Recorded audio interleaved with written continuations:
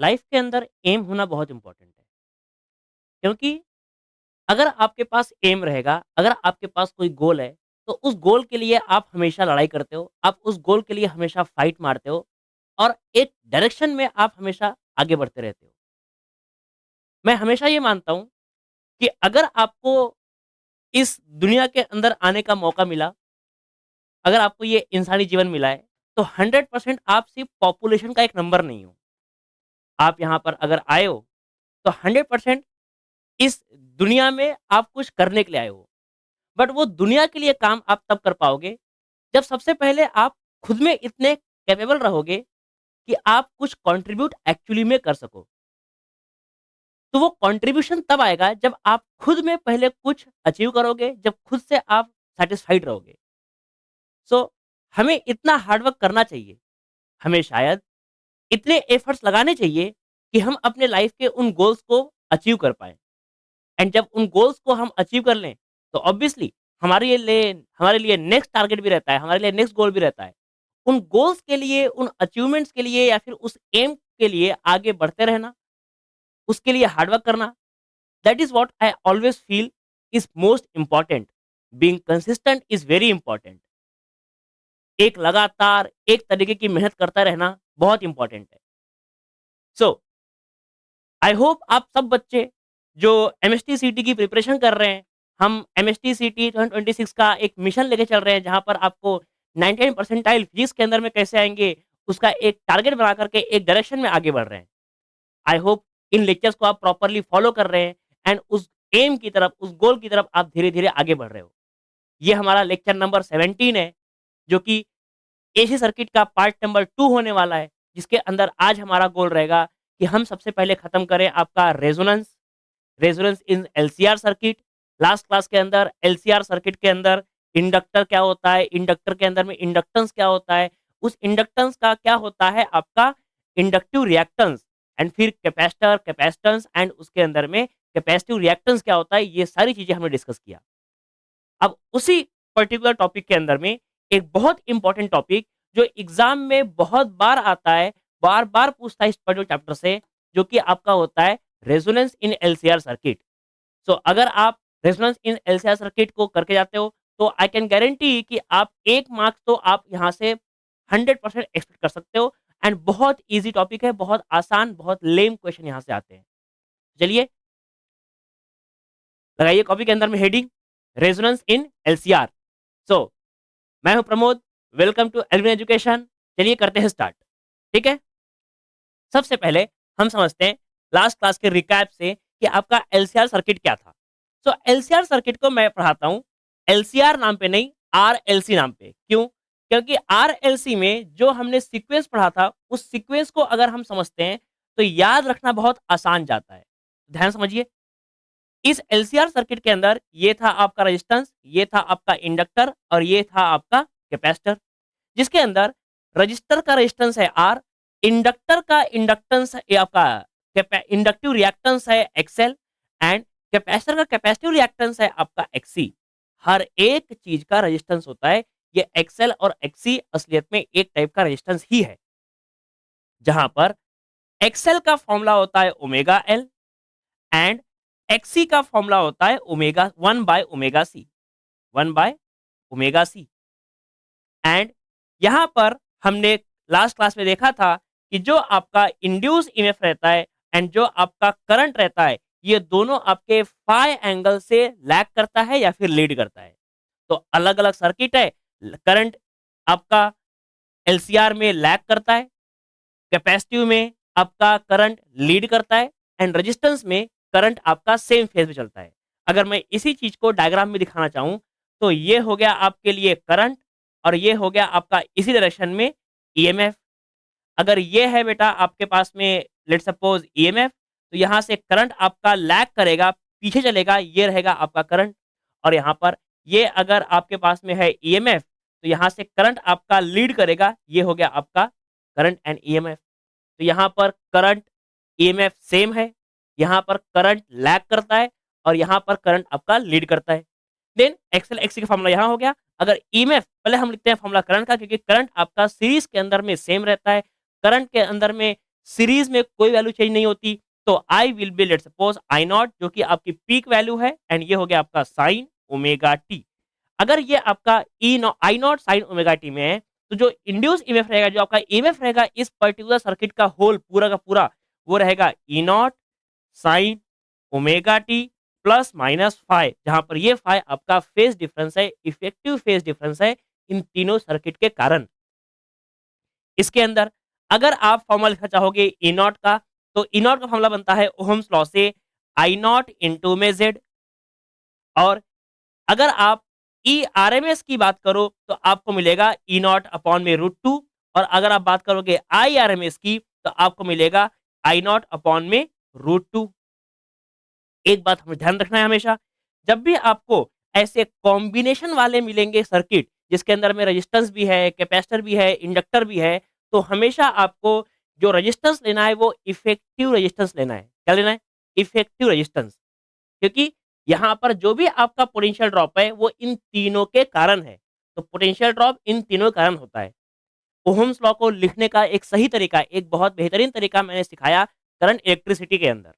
और last class के अंदर में भी हमने इस पर्टिकुलर फॉर्मूले के बेस पे कुछ क्वेश्चन सॉल्व किए थे, जहां पर जेड यहाँ पर क्यों लेना है आपको मैंने बताया था। तो अगर आपने एसी सर्किट का पार्ट नंबर 1 नहीं देखा है तो इस लेक्चर के बाद में जाकर के उसको देखिए, ताकि आपको अच्छे से समझ में आए कि ये I E naught equal to I naught Z कहाँ से आता है। ठीक है, चलिए। देन फिर इसके अंदर में ये जेड कहलाता है आपका इम्पीडेंस। इम्पीडेंस, और ये इम्पीडेंस हम निकाल सकते हैं बाय द इम्पीडेंस ट्रायंगल। तो इम्पीडेंस ट्रायंगल में हमारा अगर यहाँ पर आर है, क्योंकि आपका सेम फेज में होता है, यहाँ से ये एक्सएल माइनस एक्सी, ये लैग कर रहा है, ये लीड कर रहा है, तो अगर दोनों को हम एक ही साइड पे ले लें और ऐसा मान लेते हैं कि बेटा आपका एक्सएल बड़ा है, तो आपको यहाँ मिलता है एक्सएल माइनस में एक्सी। तो ये आपका फेज डिफरेंस फाई है, तो यहाँ मिलता है आपको टोटल पूरा का पूरा इम्पीडेंस जेड। एंड फिर पाइथागोरस थ्योरम का यूज करके z का फॉर्मूला आप निकाल सकते हो, z equals to R square plus में एक्सएल माइनस में एक्सी का होल स्क्वायर। ये हो गया आपके इम्पीडेंस का फॉर्मूला। अब ध्यान से, अब हमें क्या पढ़ना है? हमें पढ़ना है resonance in LCR. Resonance in LCR क्या होता है? सबसे पहली बात तो बेटा ये समझो, रेजोनेंस मतलब क्या होता है? रेजोनेंस मतलब होता है कि अगर आपने कोई भी एक्सटर्नल फ्रीक्वेंसी सप्लाई किया और वो एक्सटर्नल फ्रीक्वेंसी सिस्टम के नेचुरल फ्रीक्वेंसी से मैच कर जाए। ये particular topic superposition of wave के अंदर में, ऑसिलेशन के अंदर में हम लोग पढ़ते हैं, जहां पर रेजोनेंस ये शब्द हम लोग को सुनने को मिलता है।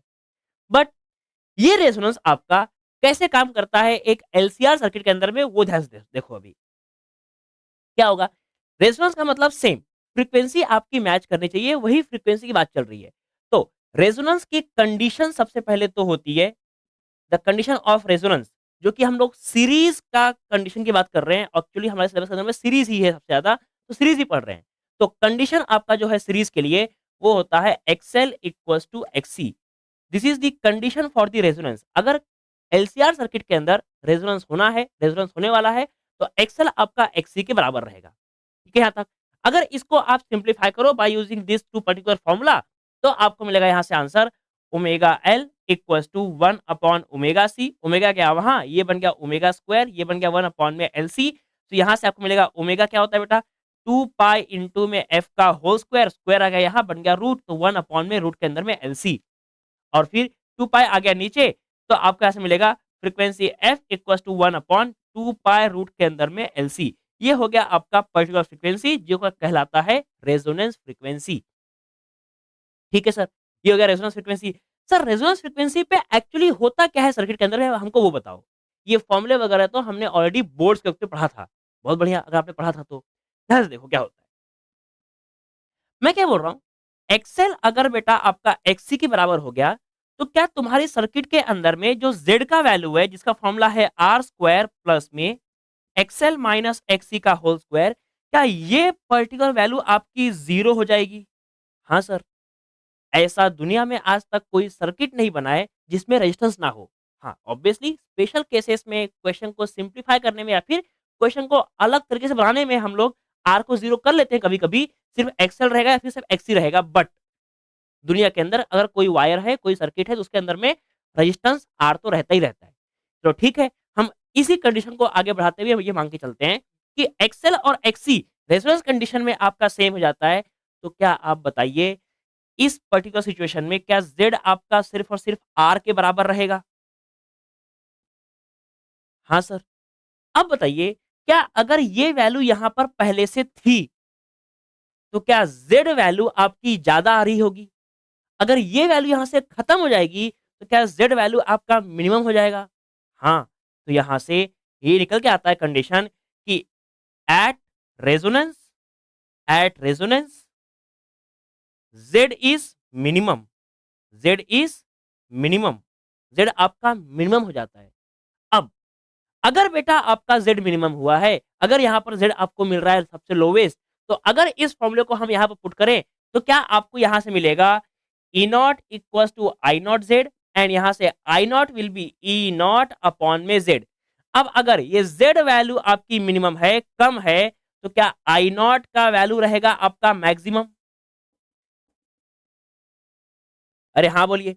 सो at resonance at resonance at resonance क्या करंट आपका रहता है maximum? Current is maximum. Exam के अंदर क्वेश्चन में बार बार आपको ये चीज बोला जाएगा कि what will be the value of maximum current, what will be the value of minimum impedance, minimum resistance. ये सब आपको ध्यान रखना है क्योंकि आगे जाकर के यही सब चीजें काम में आएगी आपको क्वेश्चन सॉल्व करने में। आई होप ये चीजें बिल्कुल क्लियर है यहाँ तक। ठीक है। अब रेजोनेंस का फॉर्मूला आपको याद रखना है क्योंकि यहाँ से बहुत बार क्वेश्चन आएगा, आपको बोल देगा अगर आपका रेजोनेंस फ्रीक्वेंसी सेम रखा है तो एलसी में क्या होगा रिलेशन, अगर आपका रेजोनेंस फ्रीक्वेंसी डबल कर दिया, ट्रिपल कर दिया तो क्या होगा एलसी में रिलेशन, अगर आपको डबल कर दिया, ट्रिपल कर दिया तो क्या होगा आपका एक्सएल और एक्सी का रिलेशन। ऐसे क्वेश्चन आपको मैं दिखाऊंगा पीवाईक्यूज के अंदर में बहुत सारे आए हुए हैं भर भर के। ठीक है यहाँ तक। तो आई होप आपको ये चीजें बिल्कुल समझ में आई होगी। ये आपके कुछ इंपॉर्टेंट फॉर्मूले हैं, कुछ इंपॉर्टेंट पैरामीटर्स है जो कि मैं बताया, ये आपको याद रखना है। ठीक है। Now next topic is power. Next topic is power. Power in LCR circuit. ध्यान से, जो भी आपका बेटा पावर आता है that power in LCR circuit is, ये होता है आपका E R M S into I R M S into में कॉस ऑफ फाई। और इस पावर को एक्चुअली हम बोलते हैं ट्रू पावर। क्या है ये? True power. देन जो हमें लगता है कि इतना पावर होना चाहिए था इस सर्किट के अंदर, जो 10th क्लास से आप लोग एक्चुअली पढ़ते हुए आ रहे थे, वो था आपका P equal to V into I. बस फर्क यह है कि हम यहाँ पर इस V को E से कर रहे हैं डिनोट और इस I को स्मॉल I से कर रहे हैं डिनोट। तो ये जो आपका P equal to sorry E into I का फॉर्मूला था, ये फॉर्मूला आपका एक्चुअली आरएमएस करंट और आरएमएस ईएमएफ के लिए था। ठीक है। सर ये फॉर्मूले में कॉस फाई क्यों नहीं है? क्योंकि हम अभी तक जितने भी केसेस पढ़े थे 10th क्लास तक, जितनी भी चीजें हमने देखा था, उन सब चीजों में हमने हमेशा ये माना कि हमारी सर्किट के अंदर सिर्फ और सिर्फ रेजिस्टेंस है। एक्सएल और एक्सी इन दोनों का हमने अभी तक इन्वॉल्वमेंट कभी देखा ही नहीं। अब हमने देखा तो हमें अब ये समझ में आया कि एक्चुअल सर्किट के अंदर में ये होता है ट्रू पावर, इतना एक्चुअली पावर लॉस होता है, इसी को आप बोलते हो पावर लॉस। ये जो E R M S I R M S है, ये आपका एक्चुअली एपेरेंट पावर होता है। एपेरेंट पावर इसको बोलते हैं, एपेरेंट पावर। यही होता है आपका मैक्सिमम पावर भी। ये क्या होता है? Maximum power. क्योंकि कॉस फाई का वैल्यू अगर आप यहां से निकालोगे इंपेडेंस ट्रायंगल से, तो आपको मिलेगा opposite sorry adjacent upon hypotenuse. तो आपको मिलेगा cos phi equals to R upon में Z. Cos phi equals to R upon में जेड। यह है आपका पावर फैक्टर, इसको बोलते हैं power factor, this called as power factor. ठीक है यहां तक। अब ध्यान से देखो, क्या Z की वैल्यू बेटा एक्सएल एक्सी आर इन सभी के कॉम्बिनेशन से बनी है?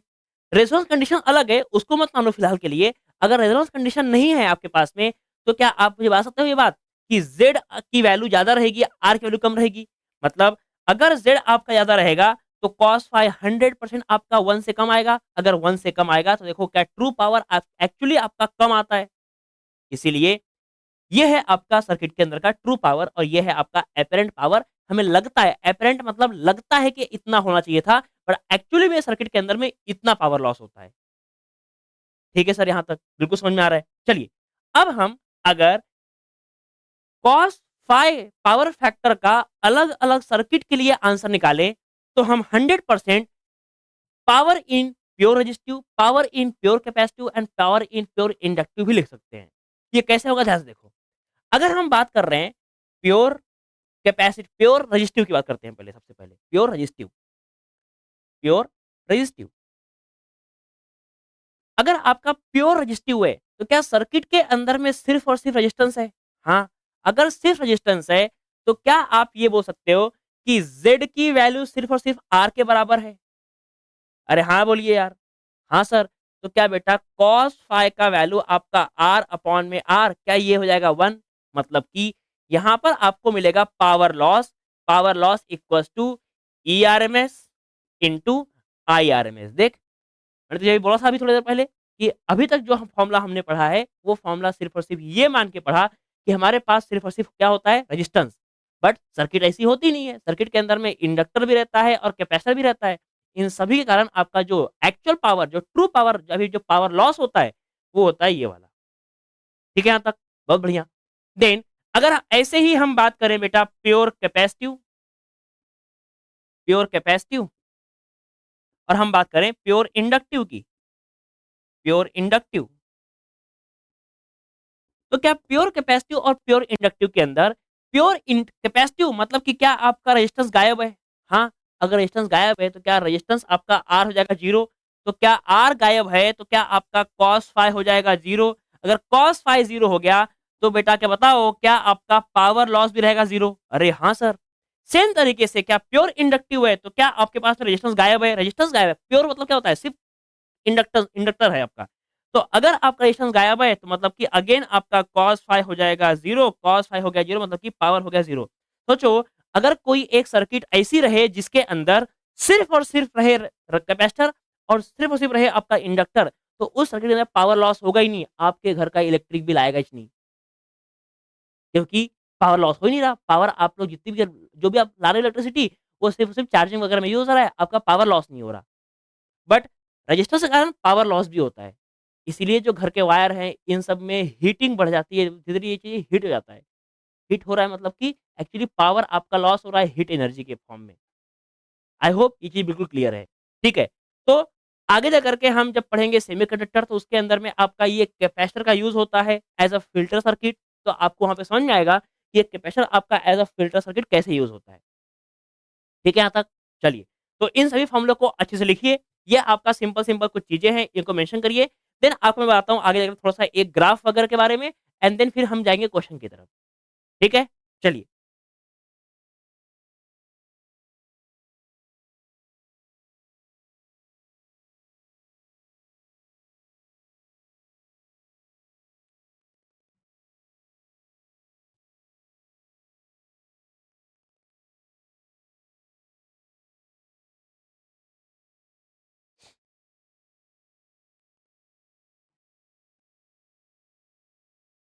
चलिए,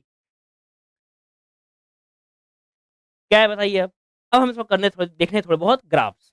ठीक है? ये ग्राफ्स एग्ज़ाम के अंदर में आते हैं, तो थोड़ा ध्यान से पढ़ के रखना, ठीक है?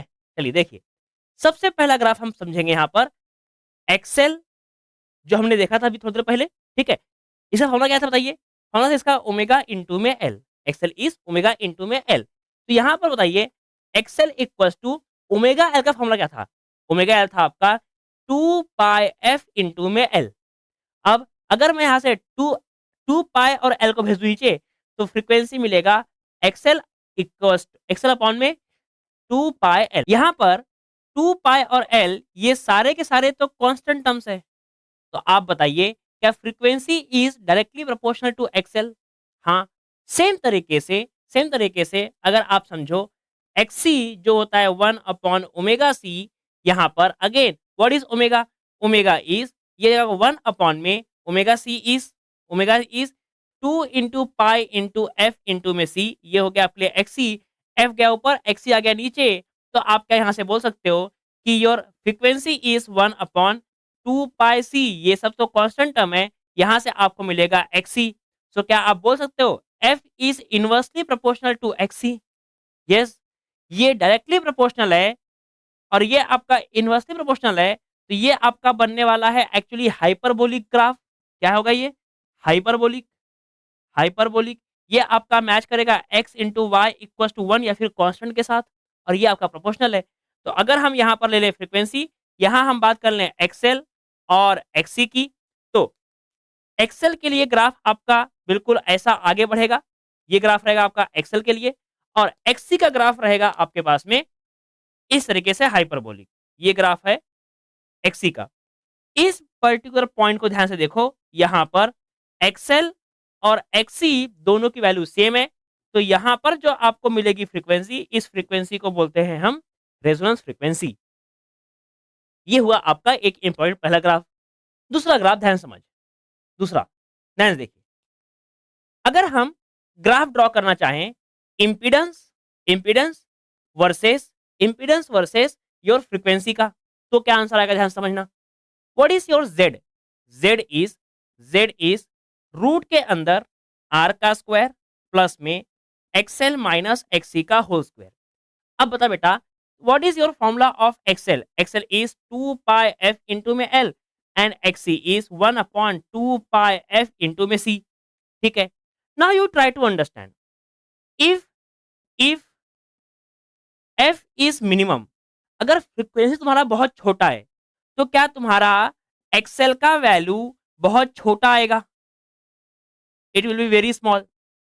हाँ, और एक्सएल छोटा है क्योंकि एफ छोटा है, बट क्या एक्सी अगर ये बहुत छोटा रहा, तो क्या एक्सी बहुत बड़ा आएगा? सो एक्सी आएगा बहुत बड़ा, बहुत बड़ा। मतलब क्या अल्टीमेटली एक्सएल माइनस एक्सी का होल स्क्वायर तो भाई साहब बड़ा ही रहेगा बहुत। यस, तो क्या जेड जब फ्रीक्वेंसी बहुत कम है, तो भी क्या आपका एक्सएल बहुत बड़ा है? अगर ये एक्सएल माइनस एक्सी में से कोई भी बड़ा रहेगा, तो बड़ा आंसर आएगा ही आएगा। मतलब अल्टीमेटली जेड यहां पर आपका बहुत बड़ा वैल्यू है, जेड इज बिग।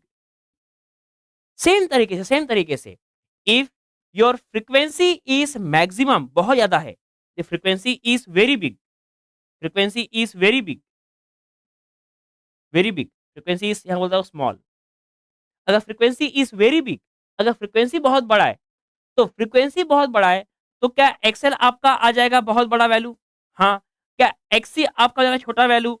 बट हाँ, बट एक्सएल माइनस एक्सी इन दोनों में से अगर आप चेक करोगे वैल्यूज को, तो क्या उसका स्क्वायर आपका अभी भी बड़ा ही आएगा, क्योंकि दो में से एक वैल्यू बड़ी है ही है। अरे हाँ सर, तो क्या अल्टीमेटली यहां से जेड फिर भी आपका बिग ही आएगा? अरे यस, मतलब अगर मैं ग्राफ ड्रॉ करूं यहां पर, किसका? यहां मैं ड्रॉ कर रहा हूं ग्राफ आपका फ्रीक्वेंसी के साथ जेड के लिए, तो आप बताओ, क्या जब बहुत कम वैल्यू है फ्रीक्वेंसी की, तो भी क्या जेड आपका बड़ा है? बहुत ज्यादा है फ्रीक्वेंसी वैल्यू, तो भी क्या आपका जेड बहुत बड़ा है? और बीच में कहीं मिलेगा आपको रेजोनेंस वैल्यू, जहां पे एक्सएल और एक्सी सेम रहेंगे, वहां पर जेड आपका रहेगा सिर्फ और सिर्फ आर के बराबर। तो आपका ग्राफ बनेगा कुछ तो भी इस तरीके से, जहां पर एफ मिनिमम है, तो भी जेड आपका लार्ज है, एफ आपका लार्ज है, तो भी आपका जेड लार्ज है, और ये है आपका एक्सएल इक्वल्स टू एक्सी की वैल्यू, मतलब कि ये है आपका रेजोनेंस का वैल्यू। यहां पर अगर आप चेक करोगे, तो Z will be equals to only R. Now third graph जो इंपॉर्टेंट है, वो होता है आपका करंट वर्सेस फ्रीक्वेंसी का। अब करंट और योर जेड में क्या है रिलेशन? सर हमारा रिलेशन होता है I naught equal to E not upon में जेड। अगर ये इनवर्सली रिलेशन है, तो ये ग्राफ क्या आपका पलटी हो जाएगा, जहां पर आपका जेड मैक्सिमम वहां आपका आई मिनिमम। मतलब अगर ग्राफ प्लॉट करोगे, तो यहां मिलेगा फ्रीक्वेंसी और यहां मिलेगा आपको आई नॉट। सो जहां पर जेड मैक्सिमम वहां पर करंट मिनिमम, जहां पर जेड मैक्सिमम वहां पर करंट मिनिमम, और जहां पर जेड मिनिमम वहां पर करंट मैक्सिमम। तो आपको ग्राफ मिलेगा कुछ तो भी इस तरीके से। ये हुआ ग्राफ, और ये हुई आपकी रेजोनेंस फ्रीक्वेंसी। आई होप आपको ये तीनों ग्राफ समझ में आए होंगे। प्रीवियस ईयर के अंदर चेक करना, आपको यहाँ से क्वेश्चन मिलेंगे देखने को। आई गेस 2022 वगैरह में क्वेश्चन आया हुआ है, 2022-21 में क्वेश्चन आया हुआ है। तो अब जब क्वेश्चन वहाँ पे आया हुआ है तो आपसे आगे भी पूछ सकता है। ठीक है यहाँ तक? चलिए, तो अब इसे पूरा क्लीन करेंगे and then now we will start with the questions. ठीक है? इन सभी को चीज़ों को अच्छे से लिख लीजिए एंड देन फिर हम आगे बढ़ते हैं। चलिए, लिख लिया होगा आप लोगों ने सभी ने? ठीक है, क्लीन करते हैं और आगे बढ़ते हैं क्वेश्चंस की तरफ।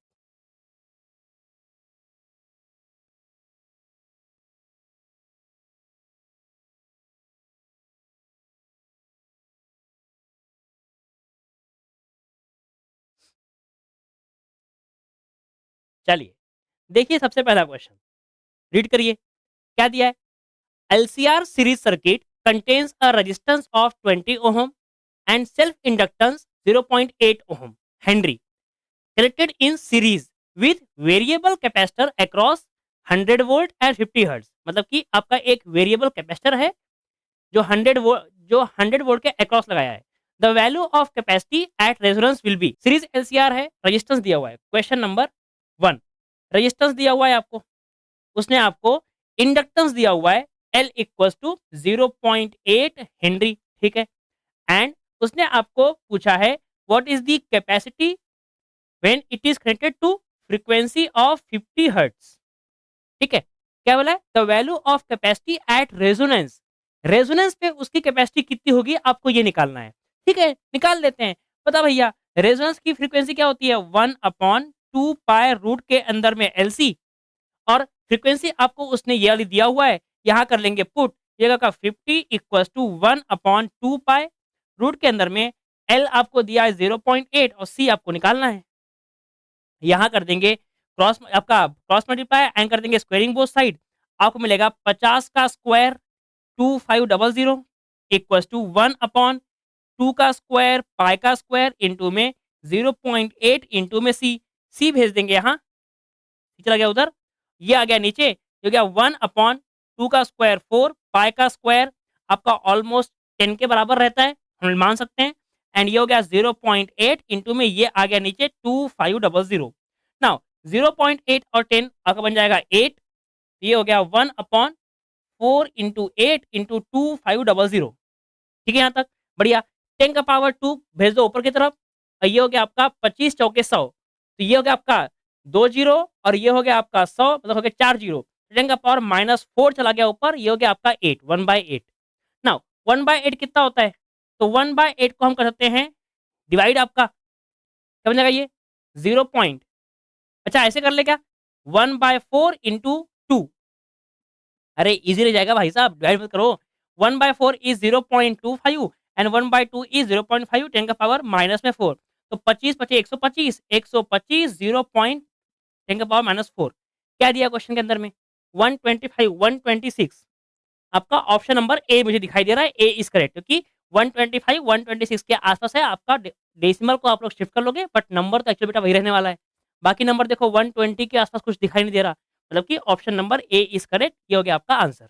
चलिए, ये हो गया। अब देखिए क्वेश्चन नंबर 2, क्वेश्चन नंबर 2 क्या है? क्वेश्चन नंबर 2 क्या है बताओ? Question number 2 is the resonant frequency of series LCR circuit is F, मतलब कि रेजोनेंट फ्रीक्वेंसी आपको पहले दिया हुआ है एफ, जहाँ पर रेजोनेंस फ्रीक्वेंसी पे एक्सएल और एक्ससी आपका सेम सेम ही होता है। ठीक है, देन आपका the circuit is now connected to a sinusoidally alternating EMF of frequency 2f, मतलब कि नया एफ आर डैश आपको दिया हुआ है 2f। तो इस नए फ्रीक्वेंसी पे जो आपका एक्सएल डैश रहेगा और एक्ससी डैश रहेगा, इन दोनों के बीच में क्या है रिलेशन, आपको ये बताने का है। ठीक है, निकाल लेते हैं। ध्यान से देख, क्या असलियत में एक्सेल का फॉर्मूला होता है ओमेगा एल, एंड ओमेगा होता है 2 पाई इंटू एफ इंटू एल। ऐसे ही क्या एक्सी होता है 1/1 ओमेगा सी, और ओमेगा के बदले 1 में 2 पाई इंटू एफ इंटू सी। हाँ सर, अब ध्यान से बोल, अगर मैं एक्सेल डैश लिखूंगा बेटा, तो एक्सेल डैश क्या आएगा? एक्सेल डैश आपका आएगा ओमेगा डैश इंटू एल, और ओमेगा डैश क्या होगा? 2 into pi into F dash क्या है? 2f, 2f, 2f इंटू में एल।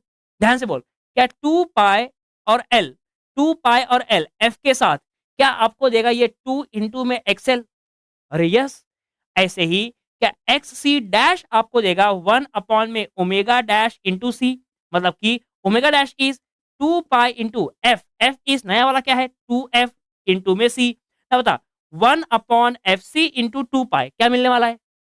एक्स सी का आंसर है ये, तो ये आपको मिल जाएगा एक्स सी 1 अपॉन पूरा आंसर एक्स सी है तो एक्स सी अपॉन में 2, ये हो गया एक्स सी डैश ना। ये तेरा 1 मान ले, ये भाई साहब तुम लोग 2 मान लो, यहाँ आपको मिल जाएगा एक्सएल डैश अपॉन में X C dash equal to 2 into X C upon में 2, एक्सएल एक्स सेम सेम है, हमारा पलटी चला गया ऊपर की तरफ, ये होगा 2 2 जा 4, क्या जगह ये 2 2 जा 4, क्या बोला उसने क्वेश्चन में?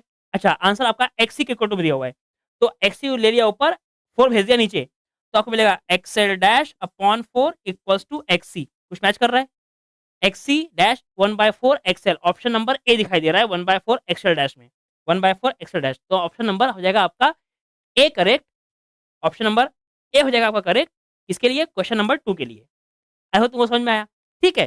फ्रीक्वेंसीज के हिसाब से बस आपको चीजें बदलनी है, आपको बस रेशियो करना है, जो कॉमन है वो कट जाएगा, जो बचेगा वो बच जाएगा, सिंपल। चलिए नेक्स्ट देखो question, question number 3, question number 3 क्या question? The resonance frequency of series LCR is FR, the circuit is connected to a sinusoidally alternating EMF of frequency 3 FR. ये सेम क्वेश्चन है भाई, सेम क्वेश्चन है, पहले आपका 2 FR बोला, अब वो बोल रहा है 3 एफआर। आप क्या इसको खुद से कर सकते हो सॉल्व, आराम से कर सकते हैं। ये देखो ये आपका 2020 का क्वेश्चन था, ये आपका 2025 का क्वेश्चन है, देखो आपका क्वेश्चन रिपीट हुआ कुछ साल बाद। सीटी के अंदर मैं बोलता हूँ ना मैं कि क्वेश्चन आपका रिपीट होता है बार बार, दे रिपीट द क्वेश्चन, सिर्फ वैल्यू कर देगा चेंज। 2 एफआर से 3 एफआर कर दिया, अब बोल रहा है ऐसा, बताओ आंसर, बता दोगे आराम से आप लोग। तो थर्ड क्वेश्चन का करेंगे खुद से आप लोग आंसर, हम बढ़ते हैं फोर्थ की तरफ, ये आपके लिए होमवर्क हो जाएगा। Now let's see question number 4, क्या है question number 4? In LCR circuit series circuit the resonance in series, अरे यार, in LCR series resonance circuit choose the wrong statement, तो कौन सा आपका स्टेटमेंट रॉन्ग है? क्या है पहला? At resonance impedance is minimum. Eight resonance क्या होता है बेटा? एक्सएल एक्ससी के बराबर होता है, तो जेड आपका आर के बराबर होता है, तो जेड आपका ऑब्वियसली मिनिमम होता है, पहला सही है। At resonance circuit is purely inductive, no, at resonance circuit is purely resistive, भाई साहब सिर्फ रेजिस्टेंस है तो प्योरली रजिस्टिव है, तो B option is incorrect. The at resonance current is maximum, हाँ जेड मिनिमम तो करंट मैक्सिमम, वो तो पता ही है हमको। रेजोनेंस पे एक्सएल एक्सिस सेम होता है, यही पता है। Option number B is wrong, so for this question option B is correct. ठीक है, यहाँ तक आराम से हो गया, तो बहुत फुद्दू क्वेश्चन था। चल ले, now try question number 5, question 5 करिए, क्या question 5? At what frequency will the inductive reactance, at what frequency will the inductive reactance, inductive reactance मतलब XL, inductance be equal to the capacitive reactance मतलब कि एक्ससी के बराबर। क्या बेटा अल्टीमेटली आपसे वो रेजोनेंस फ्रीक्वेंसी पूछ रहा है at what frequency XL is equal to XC, मतलब क्या फ्रीक्वेंसी पूछ रहा है? हाँ, तो सर एफ आर का फॉर्मूला हमको तो आता है 1/2 पाई, रूट के अंदर में एल दिया है, क्या? हाँ दिया है 20 मिली हेनरी 10⁻³ और 2 माइक्रोफैराड, तो ये हो गया आपका 2 10⁻⁻6 माइक्रोफैराड। यह बताओ क्या आंसर बनेगा आपका? 1/2 इंटू पाई रूट के अंदर में, क्या 2 दूनी 4, हाँ सर, ये 3 और ये 6 हो गया -9, -9 और +1 हो गया -8, ये हो गया आपका -8। अरे ध्यान से बोल, क्या ये 4 आ जाएगा बाहर, -8 भी आ जाएगा बाहर, तो क्या ये बन जाएगा तुम्हारा answer 1/2 into pi into 2 into 10⁻⁻8 का बाहर -4, ये चला गया ऊपर, तो ये हो गया आपका आपका 10⁻4 और यहाँ हो गया आपका 4 इंटू में पाई, सही है। अब बता पाई क्या होता है? पाई क्या होता है? पाई में आपका आंसर दिया हुआ है, अरे बड़े बहुत बढ़िया, ये तो पाई में दिया है आंसर, मतलब कि ये हो गया आपका 100 इंटू में 100 अपॉन में 4 इंटू में पाई, तो 4 से ये कट जाएगा, आपका बन जाएगा 25 और 25 ये हो गया आपका 2500 अपॉन में पाई, ये हो गया आपका हर्ट्ज में फुद्दू क्वेश्चन, आंसर हो गया डन 2500 बाय पाई हर्ट्ज, मतलब कि option number C is absolutely correct. समझ में आया क्या? देख, उसने बस ये कंडीशन को वर्ड में लिखा है। अब at what frequency will the inductive reactance of this henry inductance be equal to the capacitive reactance. भाई साहब inductive reactance capacitive reactance equal है, मतलब रेजोनेंस कंडीशन है, रेजोनेंस कंडीशन का फॉर्मूला पता है, लगा दिया, आंसर निकाल दिया। ये लो, नेक्स्ट ट्राई करिए क्वेश्चन खुद से। अब वीडियो को पहले पॉज करना है आपको, वीडियो पॉज करना है और खुद से करना है सॉल्व, ठीक है? चलो करके दिखाओ, चेक करो, मेरे से पहले आंसर आप निकालो। अगर आंसर आया मैच किया तो मुबारक हो, आंसर हुआ है, और अगर नहीं आया तो कोई बात नहीं। आपने ट्राई किया, वो बहुत बड़ी बात है। इम्पोर्टेंट है ट्राई करना, कि आपने पॉज़ करके क्वेश्चन को सॉल्व खुद से किया, ये इम्पोर्टेंट है। प्रैक्टिस मैं आपकी क्लास में करवा रहा हूँ भाई साहब, पूरे पीवाईक्यूज़ जितने प्रीवियस ईयर के हैं सब पीवाईक्यूज़ करवा रहा हूँ मैं। मतलब आपको एडिशनल क्वेश्चन करने जाने की ज़रूरत नहीं है। इन्हीं क्वेश्चन्स को आप लोग बार-बार रिवाइज़ कर सकते हो बस। ठीक है? चल, तूने कर लिया सॉल्व? कर लिया बेटा सॉल्व आप लोगों ने? ठीक है। अगर आपने आपने सॉल्व कर लिया है तो अब देखिए इसका कैसे करूँगा सॉल्यूशन। अगर आपका कोई ऑप्शन मैच किया है तो देखिए, अगर आपका आंसर मैच कर जाए मेरे से भी, तो आप लोग बताइए कमेंट बॉक्स में कि सर हमारा आंसर आ गया। क्या है question? The value of C and maximum current are respectively, मतलब कि आपको कैपेसिटेंस और मैक्सिमम करंट पूछा गया है। अब मैं जब भी ऐसा क्वेश्चन पढ़ता हूँ तो मैं हमेशा सोचता हूँ कि उसने मैक्सिमम करंट पूछा है। मैक्सिमम करंट आपका तब होगा जब जेड आपका मिनिमम होगा। जेड आपका मिनिमम कब होता है? जब आपकी रेजोनेंस कंडीशन रहती है। Yes, yes. किसने किसने ये सोच लिया पहले बता दो। बताइए कमेंट बॉक्स के अंदर में किसने किसने पहले ये सोच लिया था कि सर मैक्सिमम करंट बोला है मतलब कि जेड आपका रहेगा मिनिमम, जेड मिनिमम रहेगा मतलब कि आपका ये रेजोनेंस कंडीशन है, XL will be equal to XC. चलिए अब पढ़ते हैं ऊपर से चीजें। And AC EMF of peak value, मतलब कि आपको ई नॉट दिया है। Question number 6, peak value of AC ये है आपका 230 वोल्ट। ठीक है सर, बहुत बढ़िया। देन आपका फ्रीक्वेंसी दिया हुआ है 50 हर्ट्ज। ठीक है, फ्रीक्वेंसी दिया है 50 हर्ट्ज, बहुत बढ़िया। आगे बताओ, आगे बताओ, आगे बताओ। Connected to a circuit of resistance दिया है, इंडक्टेंस दिया है एंड कैपेसिटर दिया है, ऑल आर इन सीरीज। ठीक बात, बढ़िया बात। The value of capacitance C for the current in the circuit to be maximum. अब करंट आपका मैक्सिमम है, आपको सी निकालना है। करंट को बोला है उसने मैक्सिमम करने का है, मतलब कि ये आपका रेजोनेंस कंडीशन है, एक्सएल और एक्सी बराबर होगा। तो आप लगा सकते हैं एफ आर का फॉर्मूला 1/2 पाई रूट के अंदर में एल इंटू में सी, है ना? बोल दो। अब यहाँ पे एफ आर आपको दिया है 50, 1/2 इंटू पाई रूट के अंदर में एल दिया है क्या बेटा? एल दिया है क्या? हाँ, एल दिया है शायद से। एल दिया है आपका 2.5 हेनरी, बहुत बढ़िया, 2.5 हेनरी। और सी आपको निकाल के दिखाने का है, निकाल लो आंसर, बताओ। स्क्वायरिंग बोथ साइड, 50 का स्क्वायर 2500, 1/2 का स्क्वायर 4, पाई का स्क्वायर पाई स्क्वायर इंटू में 2.5 इंटू में सी, बहुत बढ़िया। बेटा ढाई चौके क्या 10 हो जाएगा? ढाई दूनी 5, 5 दूनी 10। अरे ये इतना तो मल्टीप्लाई आता होगा मेरे भाई। पता क्या बन जाएगा ये? तो 2500 इक्वल्स टू 1 ये हो गया तुम्हारे लिए 10 इंटू में पाई स्क्वायर भी आपका ऑलमोस्ट 10 के बराबर होता है।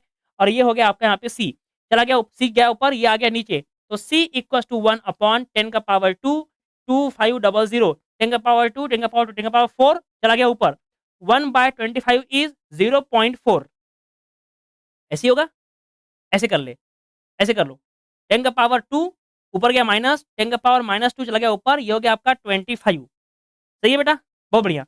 नाउ यहाँ पे आप क्या कर सकते हो, आपको अगर यहाँ पे भाई समझ में नहीं आ रहा है कैसे करने का है, तो 10 का पावर +2, 10 का पावर -2 कर लो अलग से। और -4 ये सब तो आपका ऑलरेडी पहले से ही चल रहा था। ये आपसे करवा रहा हूँ मैं कि कैसे करना है सिंप्लीफिकेशन। 1/25 समझ में नहीं आ रहा, कोई बात नहीं।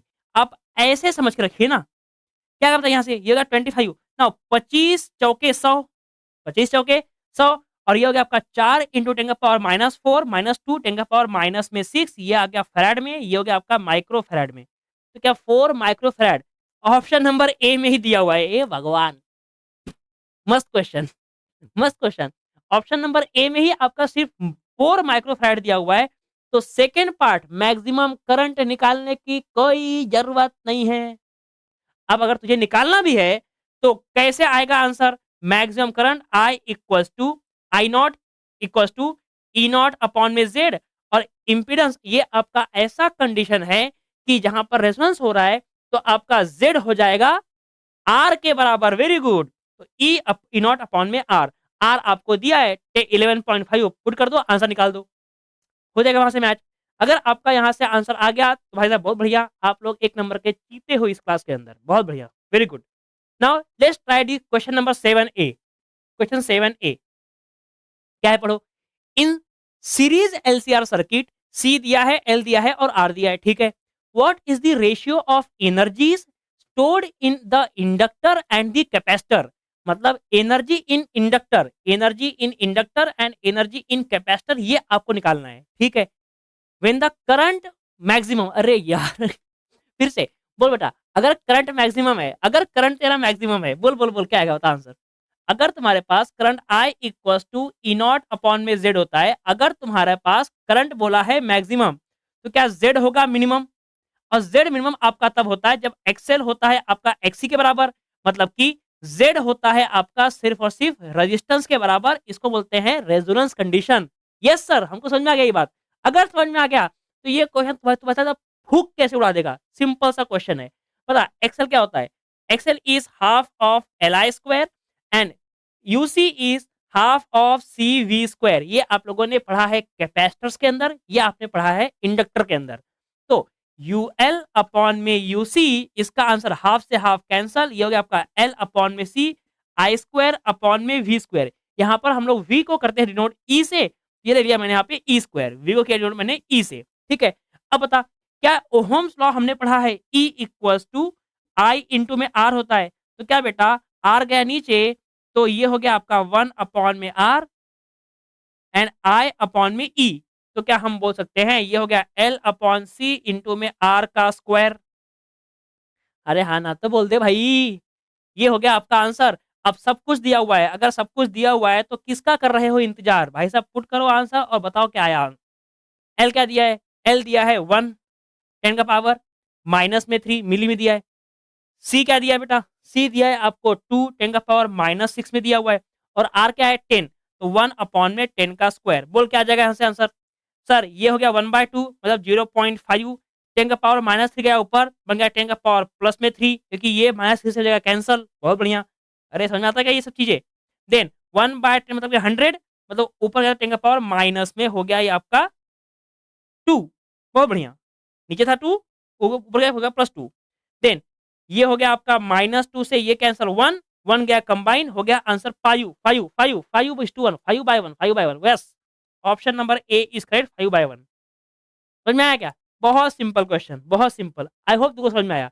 अगर ये तुमको समझ में आया, 7A समझ में आया, तो 7B ले तेरे लिए होमवर्क है। 7B तुम्हारे लिए होमवर्क है। अरे सर ये तो सेम ही क्वेश्चन दिख रहा है। अरे तो सेम ही तो है भाई सर। सी भी सेम दिया है, एल भी सेम दिया है, आर भी सेम दिया हुआ है, और निकालने क्या बोला है? Ratio of energy stored in inductor and the capacitor. Sir copy paste है। अरे देख ये वाला क्वेश्चन 2021 का, ये क्वेश्चन 2025 का, copy paste, copy paste question आराम से कर पाओगे आई होप। और भाई साहब जब वैल्यू सेम है, सब कुछ सेम है, तो आंसर भी सेम है। इसका आंसर ऑप्शन नंबर डी रहेगा 5:1। तो 7A मैंने कर दिया, क्वेश्चन नंबर 7B भाई साहब हो चुका। क्यों करना है? सेम क्वेश्चन मैं दिखा ये रहा हूं कि देखो क्वेश्चन आपका एग्जैक्ट डेटा पे रिपीट हुआ इस बार। तो बहुत इजी क्वेश्चन आते हैं। चल ले क्वेश्चन नंबर 8 ट्राई करके दिखाओ मुझे। करो, वीडियो को पॉज करिए और खुद से करिए सॉल्व। पहले क्वेश्चन नंबर 8 को बताओ क्या आंसर आता है। चलो करो सॉल्व, करिए, बताइए क्या आंसर आया। कर लिया सॉल्व? चलिए देखिए अब यहाँ पे मैं करता हूँ। In LCR circuit the inductance is change from L to 9L। Inductance को एल से बना दिया 9L, ठीक है। फॉर सेम रेजोनेंस फ्रीक्वेंसी, मतलब कि पहली कंडीशन की रेजोनेंस फ्रीक्वेंसी अगर एफ आर है तो इसकी कंडीशन भी फ्रीक्वेंसी एफ आर ही है, मतलब F R is same. Then capacitance should be change from C to, तो कैपेसिटेंस को सी से कितना बनाया जाएगा भैया? चलो कर लेते हैं। बता क्या बेटा रेजोनेंस फ्रीक्वेंसी होता है 1/2π LC। बोल बेटा बोल, क्या रेजोनेंस फ्रीक्वेंसी होता है 1/2π LC? हाँ सर। 2π भी कांस्टेंट, f भी कांस्टेंट, सब हो गया कांस्टेंट। 2πf 1/LC रूट के अंदर। तो क्या स्क्वायरिंग कर सकते हैं? हाँ सर स्क्वायरिंग कर सकते हैं। तो आपको मिलेगा f का 2π का स्क्वायर, 2πf बोल दे पूरा पूरा, 2πf का होल स्क्वायर 1/LC। मार दिया रेसिप्रोकल। सर सब कुछ कांस्टेंट है, हटाओ ना यार sir, simple simple LC equal to constant लिखो ना यार तुम। हाँ तो सॉरी भाई, मुझे लगा तुमको एक्सप्लेन करना पड़ेगा, तुम लोग हो गए बैल दिमाग के, बट नहीं, तुम लोग अब धीरे धीरे समझदार हो रहे हो पढ़ते पढ़ते। ठीक बात है, चलो बढ़िया। बताओ क्या गया यहाँ से आंसर, क्या गया यहाँ से आंसर? अगर एलसी आपका बेटा ये आंसर कांस्टेंट आया है, तो अगर एल आपका हुआ है 9L, तो फिर सी होना चाहिए C/9, क्योंकि मल्टीप्लाई किया तो एलसी आया, मल्टीप्लाई करोगे तो एलसी आना चाहिए, मतलब C/9। Option number C/9, option number B is correct, perfectly correct answer. आ गया पकड़ में। चल फिर क्लीन करता हूं, तब तक इसको लिख लो तुम लोग और फिर ट्राई करना ये 9th क्वेश्चन। चलो बहुत बढ़िया। मजा आ रहा है कि नहीं आ रहा? अब तुम बताओ मुझे असलियत में क्या एसी इतना टफ है? मतलब अगर आप पार्ट 1 देखे होंगे, पार्ट 2 देखे होंगे, क्या आपको भाई साहब ऐसा लग रहा है कि यार एसी बहुत टफ लग रहा है, एग्जाम में सीटी में नहीं हो पाएगा? अरे इतना इजी-इजी क्वेश्चन देखो पीआईक्यूज़ के अंदर में आते हैं। इसमें से ऐसा कोई टफ क्वेश्चन कहाँ है? और 50 क्वेश्चन में से भाई साहब कितने टफ क्वेश्चन तुमको आएँगे बता दो? कितने तुमको टफ क्वेश्चन आएँगे? आएँगे ही नहीं टफ ज़्यादा क्वेश्चन और आएँगे भी भाई साहब 10 ही क्वेश्चन टफ रहेंगे ना, पूरा पेपर थोड़ी टफ बना देंगे वो लोग। आराम से 97, 98, 99 परसेंटाइल ही ला सकते हो आप लोग। बस एक प्रॉपर तरीके से मेहनत कर लो बस। पता क्या है क्वेश्चन? 9th वाला N alternating EMF of 0.1 volt is applied across an LCR circuit, ठीक है, having RCL दिया हुआ है, at resonance the voltage drop across the inductor, at resonance voltage drop, at resonance voltage drop across inductor, मतलब क्या V across inductor पूछा गया है। V across inductor मतलब क्या करंट इनटू में XL। अरे हाँ ना बोल, इंडक्टर का है ना। अब बता क्या पूरा का पूरा करंट सीरीज के अंदर में सेम ही रहता है? हाँ, तो सीरीज के अंदर में क्या आई आपको मिलेगा V अपॉन में जेड। बस यहाँ पर हम इस आई को स्मॉल आई से और V को स्मॉल ई से करते हैं डिनोट। ठीक है सर। अब V दिया है, हाँ दिया हुआ है। क्या है V? 0.1, 0.1। और Z क्या होता है? Z होता है R का, अच्छा उसने क्या बोला है? At resonance. अरे हट साला, हट हटाओ इसको। रेजोनेंस बोला है बेटा, तो क्या Z हो जाएगा आर के बराबर? एट रेजोनेंस, एट रेजोनेंस क्या Z होता है आर के बराबर? तो वो एल और सी का कोई कामिश नहीं है असलियत में, वो बस यहाँ काम में आएगा एक्सेल निकालने के। तो 0.1 अपॉन में बता आर क्या है? आर क्या है? आर दिया है 5। ठीक है, आई मिल गया, यहाँ कर दे पुट। तो V L equal to I is 0 upon में 5, एक्सएल इज ओमेगा इंटू में एल। ठीक है, बता फ्रीक्वेंसी दिया है क्या? ये भाई फ्रीक्वेंसी नहीं दिया क्या है? ओमेगा एल मतलब फ्रीक्वेंसी निकालनी पड़ेगी। ए यार, ठीक है यार, चल फ्रीक्वेंसी निकाल ले। What is resonance? Resonance is 1 upon में 2 पाई, मतलब वो एल और सी का काम पड़ेगा। फ्रीक्वेंसी नहीं पता ना भाई हमको, हमें फ्रीक्वेंसी चाहिए ना। 2 pi F 0.1 5 2 pi F into में एल। एल पता है, एफ नहीं पता ना भाई, तो रेजोनेंस कंडीशन में एफ क्या होगा निकालना पड़ेगा। चलो निकाल लो, बताओ क्या आएगा। एफ क्या आएगा? F R equal to 1 upon 2 pi, तो क्या में एल क्या है बेटा? एल दिया है 200 मिली हेनरी, 200 10 का पावर माइनस में 6। और एल क्या दिया हुआ है? सी क्या दिया हुआ है? एल सी 80 माइक्रोफेराड, 80 10 का पावर माइनस में, माइक्रो मतलब माइनस में 6, ये मिली में है 10 का power minus 3, sorry sorry sorry, minus 3। अब बता क्या हो जाएगा यहाँ से आंसर? 1/2 पाई को छेड़ने का नहीं, बिल्कुल छेड़ने का नहीं। पता क्या हो जाएगा यहाँ से? ये आपका होगा 200। देखो 1 जीरो 2 जीरो 3 जीरो, क्या तीनों जीरो माइनस से कंबाइन? हाँ सर। ये हो गया रूट के अंदर में 8 दूनी 16, 8 दूनी 16 और यहाँ बच गया 10 का पावर माइनस में 6। 16 का आ गया बेटा बाहर 4 और माइनस 6 का बाहर आ गया माइनस में 3। बहुत बढ़िया सर, क्या दिमाग लगाते हो। अब इस एफ आर को कर दो यहाँ पुट, हो जाएगा आपका आंसर। तो V L equal to 0.1 upon में 5 into 2 into pi into F क्या है बेटा? 1 अपॉन 2 पाई इंटू 4 10 का पावर माइनस में 3 इंटू में एल। एफ कर दिया पुट हमने, इंटू में एल। एल क्या है? एल क्या है भाई साहब? 200 मिली हेनरी, 200 मिली हेनरी मतलब कि 10 का पावर माइनस 6। वैसे मैंने बहुत लंबा कर दिया, ये थोड़ा सा ईजी भी हो सकता था। ठीक है, मैं बताता हूँ कैसे ईजी होगा ये। 2 पाई से 2 पाई कैंसल, ये हो गया आपका, ऊपर क्या हो गया +3, यहाँ से कटी कर देना भाई, -3 बचेगा बस, -3 बच गया। क्या हो गया पे 0.1 अपॉन 5, क्या बेटा ये बन जाएगा 1 अपॉन में 50। अरे कर सकते ना ऐसे, 1/50 इंटू में ऊपर क्या बेटा 200, नीचे क्या बच गया 4 और यहाँ बच गया 10 का पावर माइनस में 3। क्या 50 चौके 200, 200 200 कैंसल, आंसर आ गया 10 का पावर माइनस 3। तो वी इज 10 का पावर माइनस 3 है। आंसर नहीं है, कोई ऑप्शन है? 10 का पावर -3 1 वोल्ट, 1 मिली वोल्ट होना चाहिए। 10 का पावर -3 मतलब कि 1 मिली वोल्ट, 1 मिली वोल्ट। कुछ पावर छूट गया कहीं पे हमारा बेटा क्या? हुँ, -3 यहाँ -6, ओह माय गॉड! एल किसमें है?